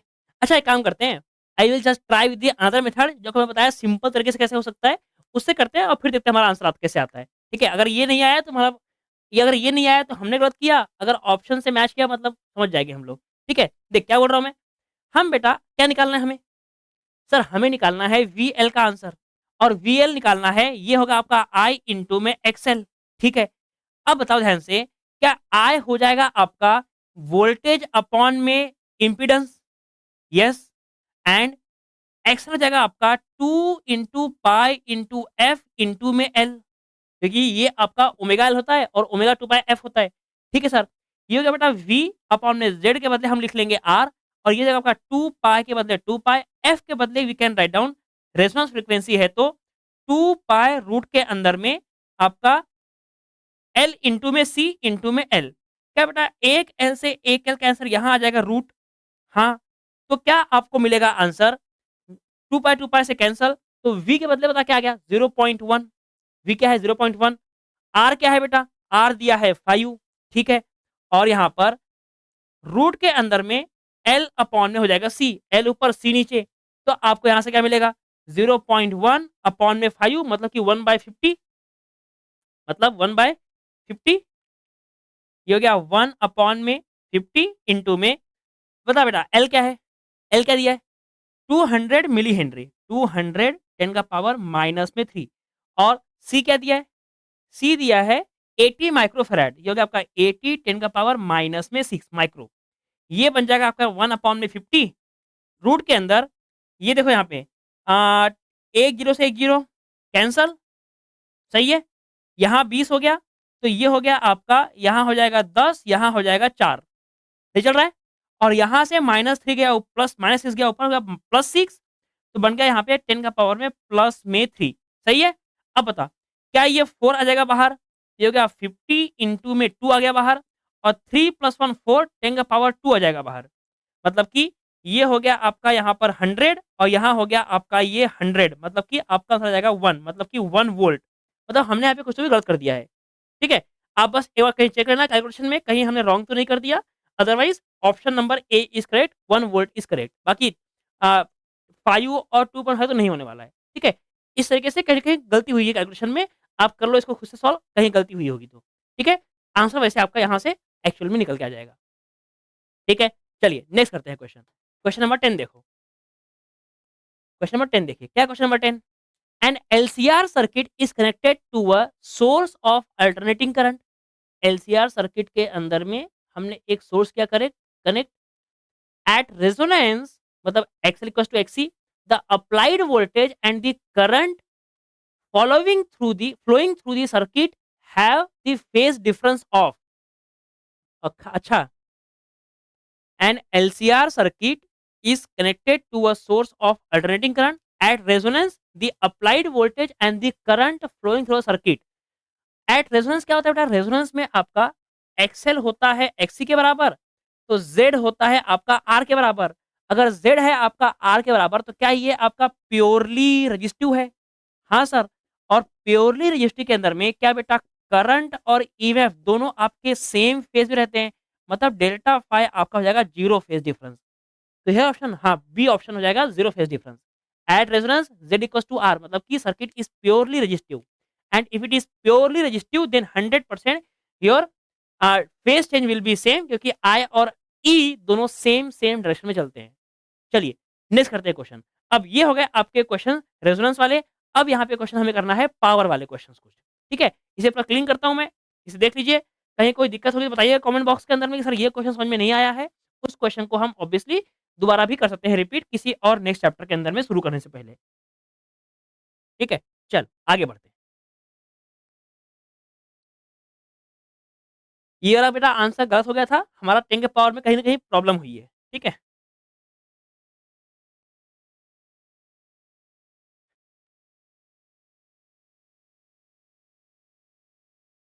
नेक्स्ट करते हैं। क्या है question? In LCR circuit an alternating EMF E and current I are given as equation. आपको एक इक्वेशन दिया हुआ है एंड करंट भी दिया हुआ है, दोनों दिया हुआ है। The average power dissipated in the circuit, average power मतलब कि ट्रू पावर। अब बता, क्वेश्चन नंबर 11 के अंदर में आपसे ट्रू पावर पूछा हुआ है। क्या बेटा ट्रू पावर हमने पढ़ा हुआ है E R M S I R M S into cos of phi. अरे हाँ सर। अब बड़ा ध्यान से बेटा, क्या ई आर एम एस आपका होता है E not by root two, I R M S is I not by root two. बहुत बढ़िया सर। इंटू कॉस फाई क्या होता है, कॉस फाई क्या होता है? क्या कॉस फाई हमने बनाया था यहां से आर और जेड? अरे बोल दे यार, क्या कॉस फाई हमने बनाया था आर अपॉन में जेड? हाँ सर। अब इसने बोला क्या है, तो आपको आर जेड कुछ दिया हुआ है, ई दिया हुआ है, ओमेगा टी दिया हुआ है, कॉस ऑफ फाई फाई दिया गया बेटा। अच्छा दोनों वेव देखो इक्वेशन, उसे पाया बाय इसका फर्क है। ध्यान से देख, ई दिया हुआ है आपको एंगल के अंदर में 100 टी, और आई दिया हुआ है 100 टी प्लस पाई बाय 6। मतलब फेज डिफरेंस आपका हो जाएगा पाई बाय 6 का। ये आर जेड की जरूरत ही नहीं पड़ेगी। हो गया आंसर फिर तो। अब true power is equal to root two two हो जाएगा। बता what is E not is 100, E not is 100, I not भी 100, 100 अपॉन में 2 इंटू में कॉस फाइव मतलब कि cos pi by 6, cos pi by 6, pi by 6, pi by 6 मतलब 30 degree, 30 मतलब कि रूट 3/2। ये हो गया आपका यहाँ पे 100 इंटू में 100 अपॉन में 2 इंटू में यहाँ बन जाएगा ये वाला आपका रूट 3/2। सही है। रूट 3/2 का मतलब क्या है बेटा? रूट 3/2 मतलब कि ये हो गया आपका, यहाँ से कट गया, ये हो गया आपका 50, ये इससे कट गया, ये हो गया आपका 50, 25 25 पचम 25 00 रूट 3। अच्छा गंदा गंदा दिया हुआ है क्या? ठीक है, ये होगा 25 इंटू में 100 इंटू में रूट 3 इज रूट थ्री आपका होता है 1.732। सही है। तो नाउ अभी इसको करोगे मल्टीप्लाई, हे भगवान, 25 इंटू में 73.2, कैसा आंसर आ रहा है? एवरेज पावर डिसिपेटेड 100 दिए है ना भाई साहब, 100 ओके। अच्छा करंट आपको मिली एम्पियर भी दिया हुआ है। बहुत हरामी लोग है, बहुत हरामी लोग है भाई साहब। करंट आपको मिली एम्पियर में दिया है, मतलब कि करंट में आप यहां करोगे 10 का पावर -3 मल्टीप्लाई। बहुत गंदे लोग हैं। 10 का पावर -3 आएगा, यहाँ भी आपको मिलेगा 10 का पावर -3। अच्छा अब देखो कैसे होगा। 10 का पावर -3, 10 का पावर 2 इससे कैंसिल हो गया -1। अब ये हो गया आपका 25 इंटू में 1.732 10 का पावर -1। अब इसे कर लो मल्टीप्लाई, तो हमें यहाँ पे आंसर 105 2.5 में दिया हुआ है। मतलब कि हम यहाँ कर सकते हैं अप्रोक्सीमेशन, हम यहाँ कर लेंगे अप्रोक्सीमेशन। पता क्या लगेगा इसका आंसर बताइए? इसको हम कर सकते हैं, इसको हम मान सकते हैं 2 के बराबर, ये 1.5 के बराबर। तो इसे अगर हम मान ले, लेट सपोज 2 मान ले क्या? अगर इसे हम 2 मान ले बेटा, 2 25 इंटू में अप्रोक्सीमेटली इसे कर दो 2 के बराबर अप्रोक्सीमेट, 2 इंटू 10 का पावर -1। तो 25 दूनी 50 10 का पावर -1 मतलब कि 5 वैट के आसपास आपका रहेगा करीब करीब आंसर। 5 मतलब कि ऑप्शन नंबर सी। समझ में आया क्या? देखो जब भी आपको ऐसा गंदा गंदा नंबर मिले भाई साहब, बहुत तकलीफ होती है बच्चों को। अरे कुछ नहीं करने का, हमारे पास ऑप्शन दिया रहता। क्या करने का? आस-पास के नंबर पे कर देना अप्रॉक्सिमेट। अब मैं इसको 1.5 ले लेता, पर 1.5 में भाई तकलीफ ही दिया रहता ना, वो तो और ही गंदा था।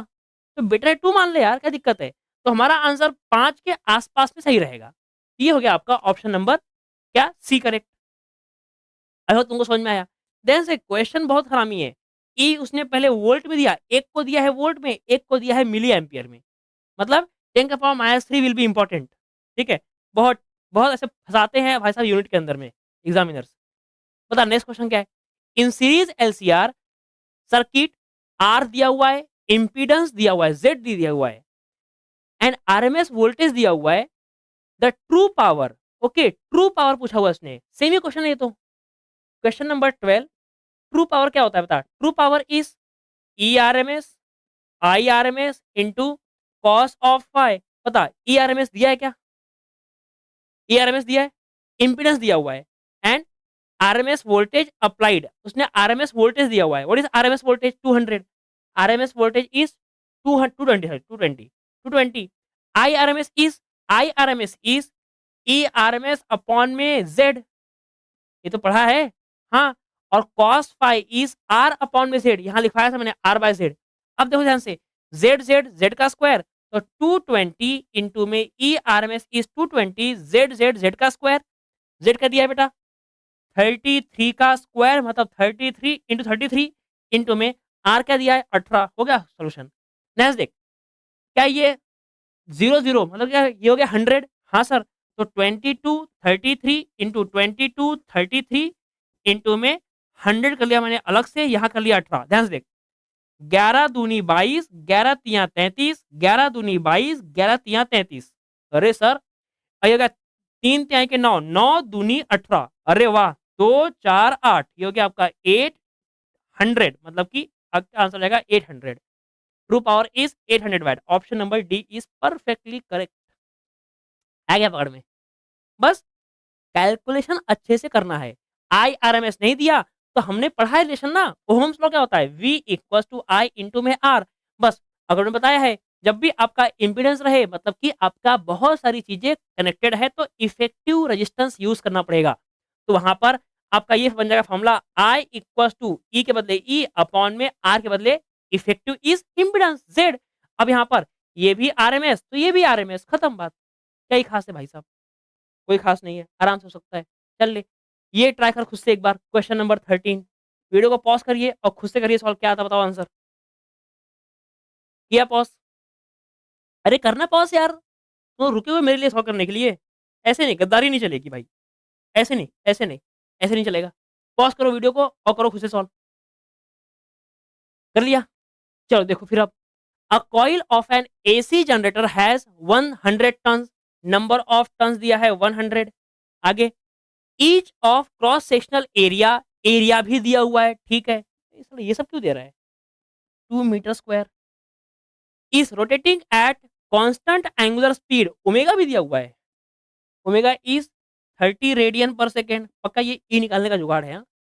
इन अ मैग्नेटिक फील्ड, अच्छा मैग्नेटिक फील्ड भी दिया हुआ है, क्या बात है। मैग्नेटिक फील्ड इज 2 10 का पावर -2 टेस्ला।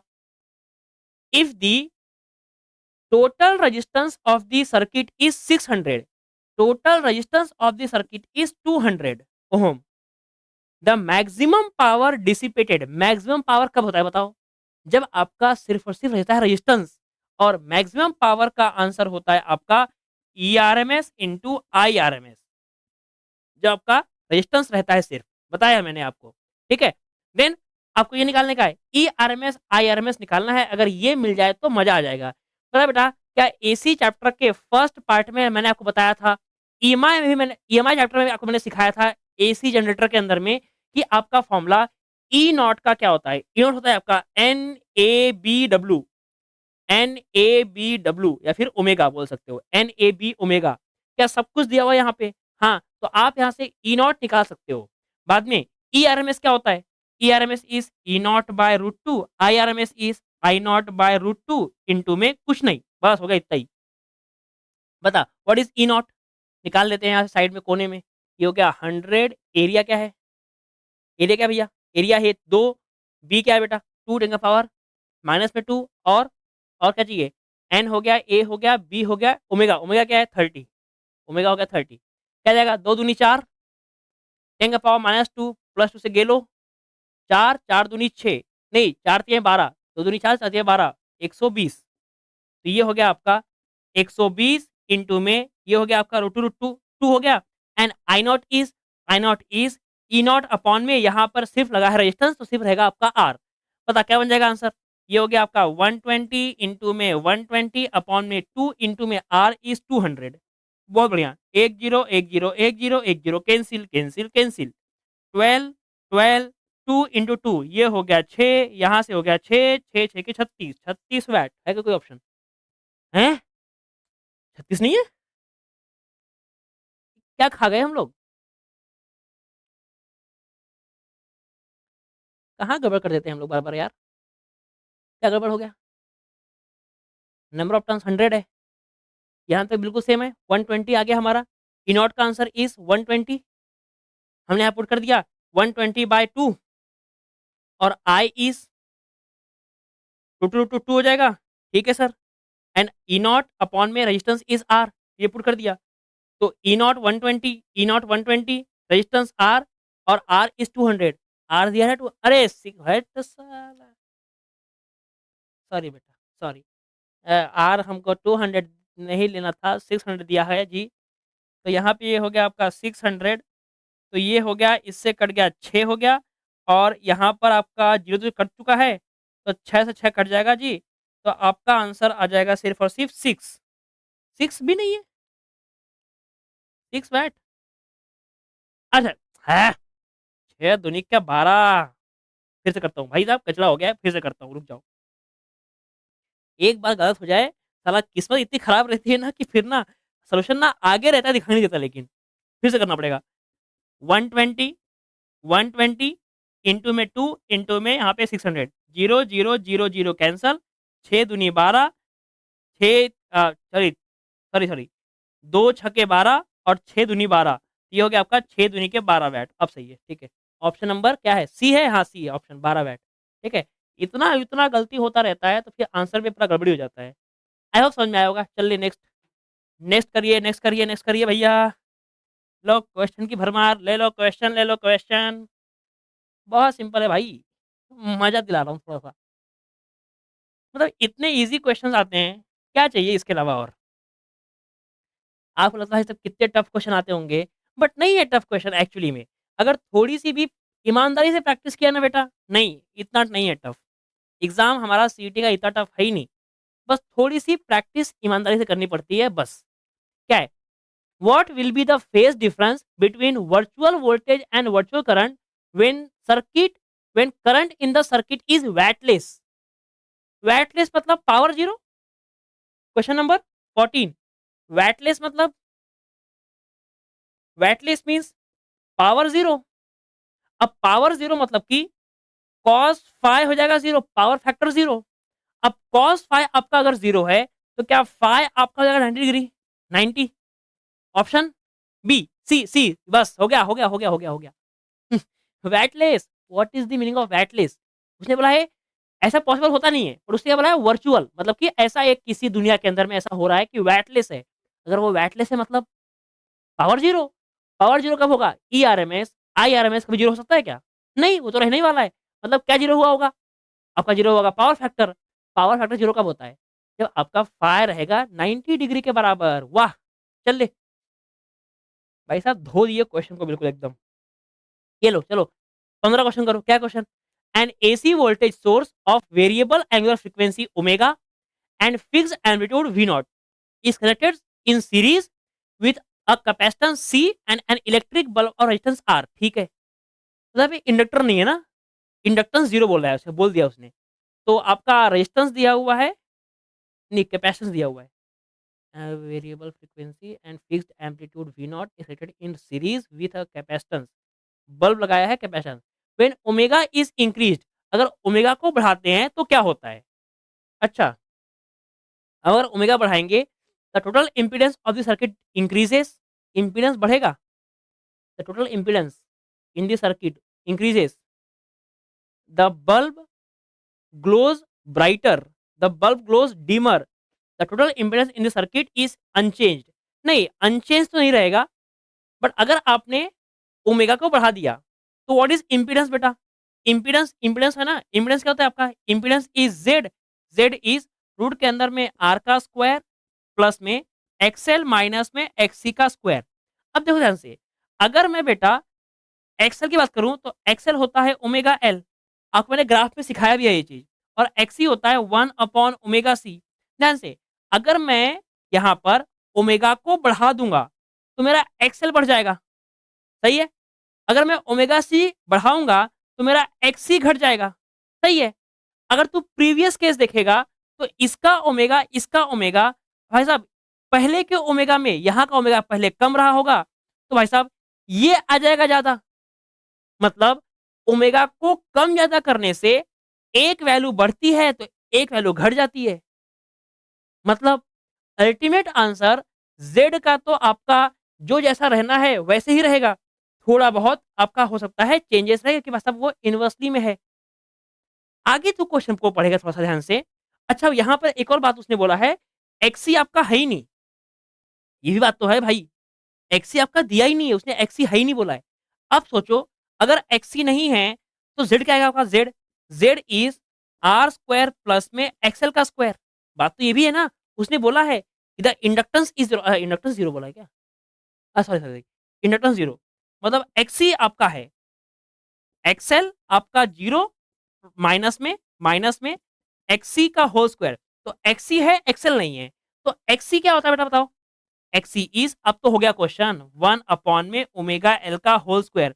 एक बेटा अगर तू फ्रीक्वेंसी बढ़ाएगा तो तेरा डिवाइड में वैल्यू बढ़ रहा है, डिवाइड में वैल्यू बढ़ रहा है तो जेड तेरा कम होगा भाई साहब, जेड तुम्हारा चेंज होगा, बढ़ेगा नहीं घटेगा।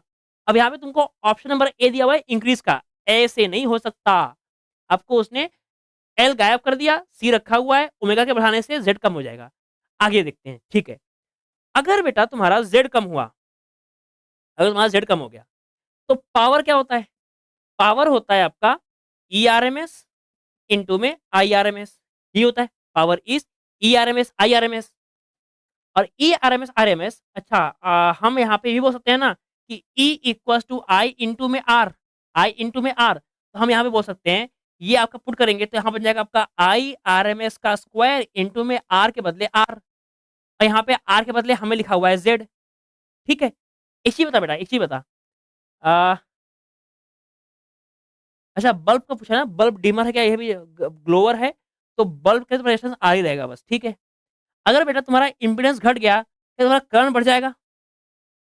हाँ, अगर तुम्हारा इम्पीडेंस घटा क्या तुम्हारा करंट बढ़ेगा? अगर तुम्हारा करंट बढ़ेगा तो क्या तुम्हारा पावर बढ़ जाएगा? अगर तुम्हारा पावर बढ़ गया तो क्या ये ग्लो करेगा ज्यादा? सोचो, ऐसे भी सोचो एक तरीके से। क्या बोल रहा हूँ मैं, ध्यान से। तुम्हारा एक्सएल है ही नहीं, एक्सी है बस। एक्सी है 1 बाय ओमेगा सी होता है, 1 बाय ओमेगा सी होता है। अब ओमेगा के बढ़ने से थोड़ा जेड घटेगा। अब देखो उसने बोला है बल्ब का क्या होगा, बल्ब बढ़ेगा ग्लो करेगा या फिर डीम होगा। तो अगर हम बात करें सिर्फ बल्ब की, तो बल्ब का अगर रेजिस्टेंस आपका आर दिया हुआ है तो सोचिए ध्यान से अच्छे से, आर तो आपका सेम ही है, कुछ होने वाला है नहीं उसका। तो अगर हम करंट को बढ़ा दें तो क्या आपका पावर बढ़ जाएगा? और ये करंट कैसे बढ़ा, क्योंकि जेड आपका कम हो गया, इफेक्टिव आंसर कम हो गया, तो करंट बढ़ जाएगा, करंट के बढ़ने से पावर बढ़ जाएगा। आई होप समझ में आ गया। तो आपका बल्ब ज्यादा करेगा glow, brighter, it will glow brighter. ठीक है, चलिए नेक्स्ट क्वेश्चन 16, क्वेश्चन नंबर 16। ये समझ में आया कि नहीं आया तुम लोग को? आया ना? ठीक है, चलो। An inductor of 0.5 milli henry capacitor and resistance दिया हुआ है, connected in series of 220 volt AC source. If the current is in phase with EMF, current is in phase with EMF, बोल कौन सी कंडीशन है? बोलो बोलो जल्दी बोलो। Current is in same phase with EMF. Sir current और EMF same same है, मतलब कि प्योरली रजिस्टिव, तीनों लगा है बट प्योरली रजिस्टिव है, मतलब क्या ये आपका रेजोनेंस कंडीशन है? अरे हाँ सर। बोल क्या बोला है? The maximum current in the circuit is, maximum current in the circuit is root X ampere. तो बोला है एक्स क्या है बताओ। ऐसे क्वेश्चन आजकल भाई साहब बड़े बड़े बहुत सारे आते हैं कि भाई साहब आंसर दे देगा एक्स में, बोलेगा एक्स क्या है ये बताओ। ठीक है, निकाल लेते हैं। अब ध्यान से बोल, मैक्सिमम करंट, मैक्सिमम करंट आपका सर्किट के अंदर में ई आर एम एस या फिर ई नॉट जो बोलना है वो बोल लेना, ई अपॉन में जेड आ जाएगा। ठीक है, और अगर आपका मैक्सिमम की बात चल रही है तो जेड आपका रहेगा मिनिमम, और जेड है अगर आपका मिनिमम तो ये रहेगा आपका रेजिस्टेंस के बराबर। मतलब ई क्या है बेटा, ई कहीं दिया है क्या? ई दिया है, हाँ ई दिया हुआ है 220 connected in series with 220 AC source. ये हो गया आपका 220 एसी सोर्स। और आर क्या दिया है बेटा, आर, आर दिया है 20, आर दिया है 20, जीरो जीरो कैंसल, ये हो गया 11 आपका, ये हो गया 11। ठीक है ना, 11 दूनी 22, मतलब कि आई max is, I max is 11। I max क्या पूछा है? मैक्सिमम करंट इन दी सर्किट। अच्छा ये 11 एम्पियर आया, बहुत गंदा ये लोग। 11 एम्पियर आ जाएगा यहाँ तक सही है। ई अपॉन में Z, I max is E upon Z, then यहाँ पे ये आ जाएगा, ये हो गया 1। तो अपने को क्या दिया है, आई, आई अपने को दिया है रूट के अंदर में एक्स एम्पियर। तो अगर इसको मैं भेजूँ रूट के अंदर में, क्या बन जाएगा ये बन जाएगा रूट के अंदर में 121 इंटू में एम्पियर। 121 है क्या ऑप्शन में? 121 तो दिख रहा है, but option number C correct है इस क्वेश्चन का। इसका सी करेक्ट क्वेश्चन आंसर है। क्या गलती हो गई हमारी? अच्छा, अरे यार! इसका आई मैक्स दिया है ना, आई मैक्स मतलब आई नॉट, आई मैक्स मतलब आई नॉट। हम यहाँ के क्या लिख रहे हैं?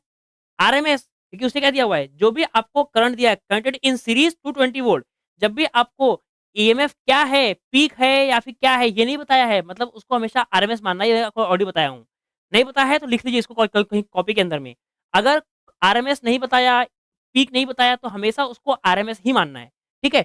तो इधर पे आरएमएस, इधर मैक्सिमम, मतलब कि पीक करंट ऐसे चलता नहीं। यहाँ आरएमएस तो यहाँ भी चाहिए आरएमएस, तो यहाँ हो जाएगा आपका √2। तो आई नॉट अपॉन में √2। ये कैसा है formula? I R M S equal to E R M S upon में जेड, ऐसा है। तो ये हो गया आपका आई आर एम एस, √2 यहाँ आ गया, √2 भेज दिया मैंने इस साइड पे। तो यहाँ आपका एक √2 भी है और यहाँ आपका एम्पियर है। तो इसे करेंगे सिंप्लीफाई, और रूट के अंदर में 242 एम्पियर। तो एक्स के बदले क्या है? 242। देखो 121 भी ऑप्शन में है, 242 भी ऑप्शन में है। मतलब एग्जामिनर को ये बात पता है कि बच्चे गलती करते हैं। मैं भी गलती कर दिया। मतलब यहाँ पे मैंने पीक लिखा, यहाँ मैंने आरएमएस लिखा। मैं दिमाग में सोच रहा था कि भाई साहब यहाँ पे आरएमएस है, पीक कैसे आएगा? बट फिर भी मैं चेंज नहीं किया उसको। यहाँ पर अगर मैक्सिमम है, यहाँ अगर आरएमएस है, ऐसे चलता नहीं। आरएमएस है तो आरएमएस, पीक है तो पीक। कल की क्लास के अंदर में ऐसे क्वेश्चन मैंने बहुत सारे करवाए भी थे। बट यहाँ मेरे से फिर से गलती हो गई। ठीक है? इस चीज़ को कॉपी में लिख लेना, मेंशन कर लेना, इंपॉर्टेंट है ये चीज़। Now see next question. Question number 17 क्या है क्वेश्चन देखो।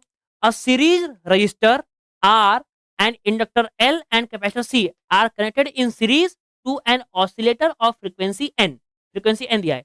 If the resonance frequency is N R, then the current lags behind voltage. बेटा बता, करंट आपका कब करता है लैग? सर करंट करता है लैग जब आपका सर्किट होता है प्योरली इंडक्टिव। हाँ, अगर आपका सर्किट प्योरली इंडक्टिव है तो बता कैसे होगा आंसर?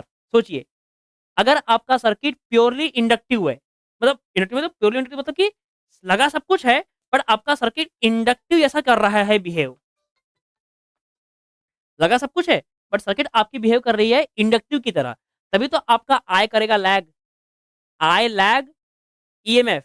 ये कब होता है?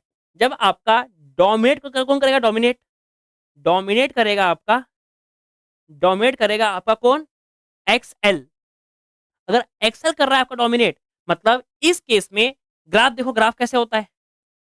ग्राफ क्या होता है? फ्रीक्वेंसी का, फ्रीक्वेंसी का ग्राफ। एक्सएल के हिसाब से क्या होता है ग्राफ? एक्सएल ये होता है डायरेक्टली प्रोपोर्शनल।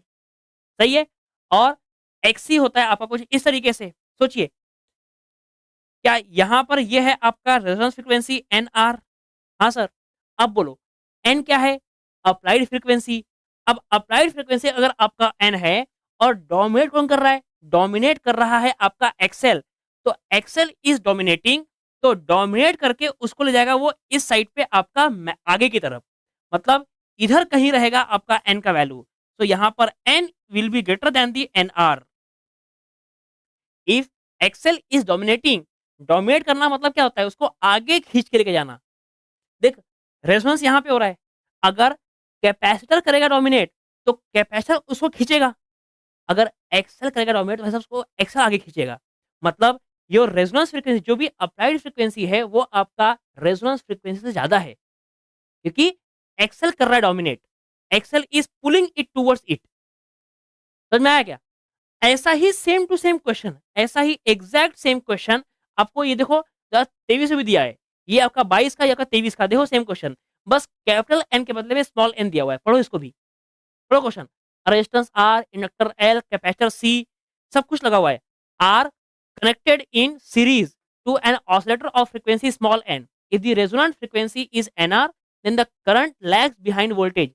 अगर करंट आपका लैग कर रहा है, करंट का लैग करना मतलब कि सर्किट का इंडक्टिव होना, सर्किट का इंडक्टिव होना मतलब कि आपका जो एक्चुअल फ्रीक्वेंसी है अप्लाइड वाली उसको खींच के बाहर ले जाया जाएगा।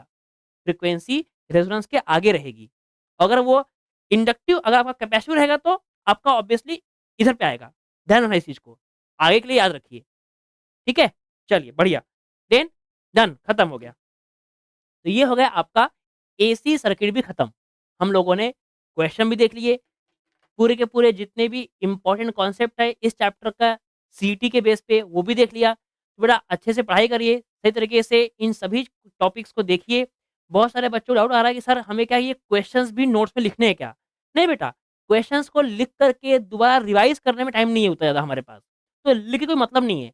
आप बस क्वेश्चन का हेडिंग लिख लो, गिवन डेटा मेंशन करो एंड देन मेरे से पहले आप करो सॉल्व। तो सभी के सभी क्वेश्चन लिखने की कोई ज़रूरत नहीं है। कॉन्सेप्ट्स को लिखो, फ़ॉर्मूलेस को लिखो, ग्राफ बनाया ग्राफ बनाइए सही तरीके से एंड बस क्वेश्चन 1, 2, 3, 4 ऐसे कर दीजिए। जो भी हमारा लेक्चर का सीरीज़ है वो लेक्चर को आप लोग लिख लीजिएगा बस सही तरीके से। अगर आप लोग 2 अटेम्प्ट दोगे, अगर आपका सेकंड अटेम्प्ट भी रहेगा, तो फिर कोई प्रॉब्लम नहीं है। आप सेकंड अटेम्प्ट के वक़्त में भी इस वीडियो को भाई साहब वापस देख सकते हो, क्या प्रॉब्लम है? You can watch this video again if you want the question. क्या प्रॉब्लम रहेगी उसके अंदर में? कोई दिक्कत नहीं है। तो क्वेश्चन नहीं लिखना है, आपको बस उस पर्टिकुलर क्वेश्चन के अंदर में क्या कॉन्सेप्ट यूज़ हुआ, क्या फॉर्मूला यूज़ हुआ, ये सब चीज़ें मेंशन करनी है और ये मेंशन मतलब कि क्या? कॉन्सेप्ट तो सीख ही लिया है, बस क्वेश्चन को मेरे से पहले सॉल्व करना है। तो जो आप प्रैक्टिस घर पे खुद से करोगे, वो सारी प्रैक्टिस आप लोग क्लास में मैं करवा रहा हूँ, इससे आपके कॉन्सेप्ट भी हो रहे हैं बिल्ड। जितने भी क्वेश्चन के अंदर में जैसे ये क्वेश्चन के अंदर कुछ नया चीज़ मिल गया, ये सब नई चीज़ों को आप लोग नोट्स के अंदर में लिख के रखो।